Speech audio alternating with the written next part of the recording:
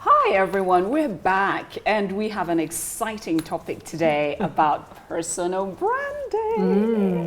You see, I think people recognize my Africa earrings. So I'm Musonda. I'm Miche. And I'm Achieng. And I really want to hear from you both about your journey of personal branding. Because a lot of people have been asking us and they're very curious, who are we really? What has it taken for us to be known as individuals in our sort of specific careers? And, you've traveled the world. And I think every time we kind of put up a blip, we're polyglots, we're multicultural, we're, world traveled, etc. But yes, what has gotten you to that brand of Miche? Wow. As you said, personal branding and the brand, I was like, I could more proactively, let's say, in a more focused manner, think about my brand. So actually, I'm here for the learning from both of you, because I do know that you have a much more sort of concerted effort. But I'm going to try to answer your question. The way I'm going to cut it is, I studied and started my work in international development in public health. And I was still in my 20s and was known for that.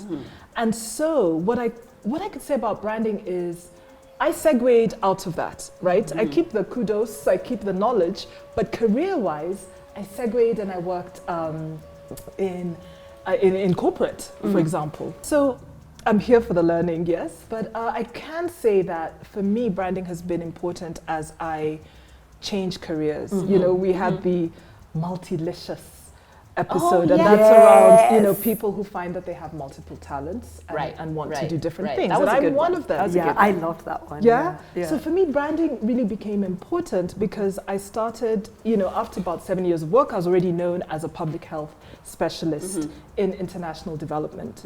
So as I segued to work in corporate, at the time I was working on mobile access and telecommunications. I had a fantastic multinational behind me and the podium, and I was a knowledge kind of leader. So it was already given to me that, okay, Micheline, because you represent the region, I was working for Middle East and Africa, why don't you do a plenary on mobile access and why it's important to have, increased levels of penetration. So, thankfully, I didn't have to do much, and I know you know what it is to have a big company behind you. Yeah. And so, all of a sudden, people are like, hey, aren't you doing public health anymore? Right, because they had boxed you in that. They had boxed me. Yeah. Exactly. And so, my new employer in technology helped to open that box. And so, that's just a quick first thought about that's an interesting one. Branding. And now, of course, we're more online, and we can talk about LinkedIn and obviously Instagram and Twitter. Right. So if this were happening now, I would certainly make the effort to write, blurbs and to post things that are now related to my new interest and my new career. It's interesting that you write that, because I mean Miche talks about that branding now in sort of in recent times and you're doing it. And so how have you branded yourself, because you were sort of corporate world and now digital marketing, which is that's exciting. So true. Which has been just a wonderful journey. First of all, I love what you've said, because you've actually reinvented yourself, and I think that's an important part even of the branding. Exactly. But whenever I think about personal branding, I always like to tell people, take a step back. And imagine a product, it's packaged and it's put on the shelf. There's something in there. And if you think about that as an analogy for yourself, the thing that's in there is all the skills and competencies that you have, whether they're the professional ones to do with your academics and the work you've done, whether it's stuff you do on the side as in the community. All of that is kind of what's in the bottle. And then the packaging is how you now present it in terms of how you articulate yourself, how you're seen out there, how you present yourself. That's a good analogy, So think of a product. What's your favorite product that you pick off the shelf?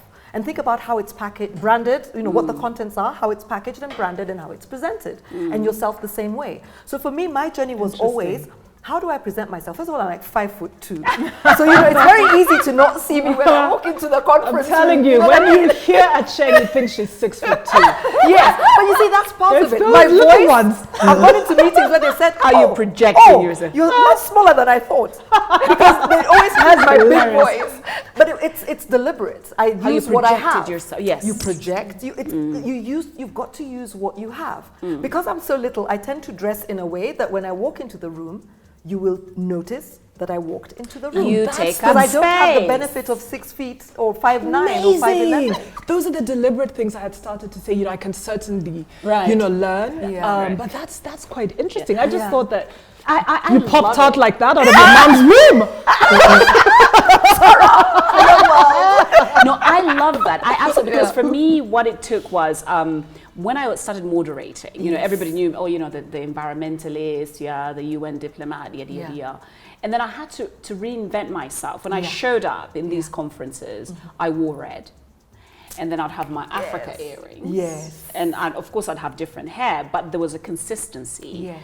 And I remember one of my girlfriends telling me, he says, you need to up your colors, girl. You know, you need the power red. Really? But also what I've done with my career is even the work that I do, I'm writing a lot about it. So I'm using, you know, free spaces like LinkedIn, articles, or I reach out to newspapers and talk about the subject matter because people know me as that climate or sustainability expert.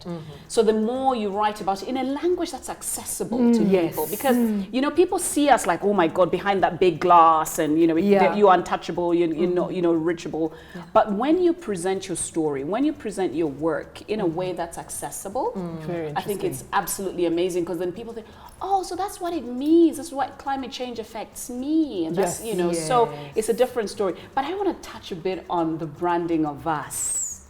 Because this was a special journey. It was. The dinner, the talking about our journeys, etc. And then we're like, what shall we call ourselves? I know, that was the first step, actually. Can I just take us one quick step back? Because you know what? It strikes me just one thing. As you're all multilicious, and then our word, remember we said that's about the multiplicity, right? Yes. And there are quite a few people out there. One thing about branding I have found is that when you have so much, right? You were perhaps, you know, working for an NGO, and then now you work in, you know, I don't know, digital marketing.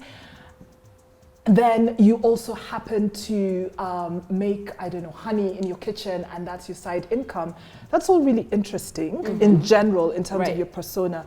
But I would say if you're now applying, say, for that digital marketing job, don't confuse the way you present yourself with too much of this other stuff. Exactly. Because I find that that's the flip side of being multi-talented. Is the failure to link what is it in this package or specific thing that I'm going for, right?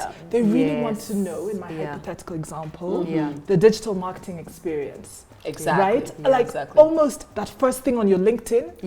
Right? Or that first and last thing that you'd say in an interview. Right? Or that's a very good point. 3 searches if I Google you. You know what I mean? So right. Because then this jack of all trades business may not be positioning you in that realm. You know, so I just thought I'd say that. I love that thought. You know, but that's very connected to who we are. Yeah. Because even though we have this multilicious being, we've been very deliberate, and I think how we're mentoring the world or young people is through the lens of our expertise. That being, without confusing with other things. Don't you think? That's really interesting. I'm going to let Achieng wanted to jump in. Yes, I wanted to say, I really love the point you've made. And I think when you're looking for something specific, you want to dial up the skills to the point you've made, Miche, the skills that show you as being a good candidate for whatever it is you're applying for. Right. Having said that, and I know I've done it before, I've hired on the basis of not just that skill, but the fact that they bring other things that they do that make them a fuller package for what, you know, for the role that I want. Absolutely. So somebody, you might be talking, you know, dealing with young women in the community, but you're applying for a digital marketing job. But that tells me you've got good interpersonal skills. Great. Exactly. You know, so sometimes there's certain soft things, skills. Exactly. That are good skills. There may be other things you don't want to put it at the forefront, but you don't want to miss out on the opportunity to actually put it out there and let people know that you can do those things. I love so it. That's just something to think about when you're branding, packaging and branding yourself. Absolutely aligned there. You know, what to dial up. You know, we don't want you to throw any of your, you know, absolute assets, but you know, what needs to be diminished in that moment. Exactly. Exactly. Now, Musonda, you were asking about us, you the know, threeness. But recall, and it's been a year and a quarter, people. Time just flies. Actually, a year and a half. And a half. I should stop. Yeah, it's a year and a half because it was September. Oh dear, the time really flies, and you know, we're a grown toddler. You know, I think I mentioned to you all after maybe our 7th episode, right? So, gosh, a year ago, that somebody said, oh, you have a media platform of African narratives. And I was like, oh, that's what we are, right? Yeah. Curators. Yes. Curators of our stories, African stories, African women. And I think the branding to me is so easy because I literally just, you know, I think we're all ourselves. And yet, and I know, you know, you work a lot and you've worked a lot in branding and marketing, there is a dialing up and almost polishing, you know, something that needs to happen to bring the package of the We Three Queens while maintaining that individuality. I don't know what that magic is, but you know, we do just bring ourselves to you all and have that responsibility. You know, we might be chit-chatting about this, that, and the other, but I do think that a lot of it is around mentoring and giving people that, you know, that opportunity to see that there are different types of options in their personal and different types of professional being. Absolutely. Absolutely. No, I love, I mean, for me, the most wonderful thing when I think We Three Queens of Africa was just the starting with the name. Because so many people have said, oh my God, I love the name. And they always remember it because it's different, it's quite original, and the fact that we've also made it of Africa really shows it's steeped in the heritage and in the roots, in our roots, where we come from. But at the same time, we present ourselves in all our authenticity and fabulosity. If I say so myself. Girlfriend. You know? And that's great. And then the packaging, you know, we come, you know, I love the fact that we get to wear all the clothes we'd never wear because we've been sitting at home for a year. Oh my God. Because of COVID. Especially COVID. It's a perfect excuse to pull out this, oh my God, I bought this like 5 years ago, never wore it. But we bring ourselves and all the stuff that we have, and the way we present that is part of packaging ourselves and presenting ourselves. I love it. We love fashion, and so why would we now all of a sudden pretend we don't and then come wearing a boring grey suit? Do you know what I mean? We just happen to love quite different, slightly eccentric fashion. And also that a lot of our friends, actually, we have people out there who just watch our We Three Queens of Africa for the fashion. Thank you. But this is all we have time for. Please do not forget to subscribe. Ta-da. Bye.